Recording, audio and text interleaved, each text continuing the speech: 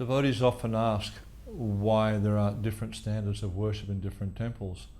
There's a very interesting discussion in the fourth canto of the Nṛsiṁha Bhagavatam, where Narad Muni, there's a verse that starts Om Namo Bhagavate Vasudevaya, and then in the verse he goes on to explain, because he's saying that one should worship the deity with this mantra, but then he goes on to explain that one must worship the deity according to time, place, available conveniences and inconveniences.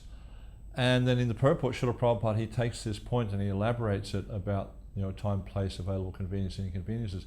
And then he explains that what may be convenient in India, for instance, may not be convenient in another part of the world. For instance, in India, it's so easy to buy ready-made garlands, it's so easy to buy sandalwood, it's so easy to buy incense, it's so easy to buy so many things that are taken for granted here in India.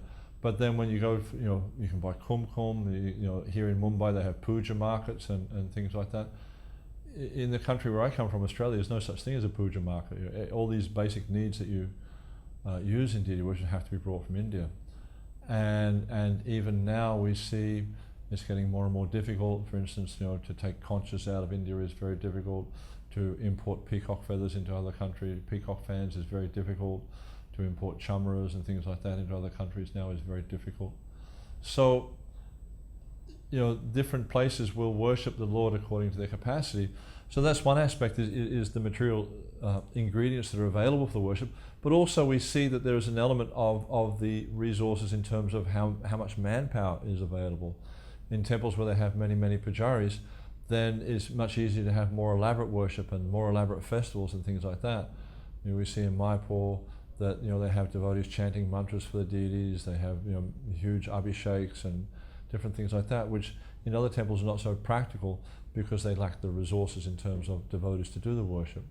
So we see that wherever we go in ISKCON, we'll see that different temples, they do things a little bit differently, because there's also the personal element as well.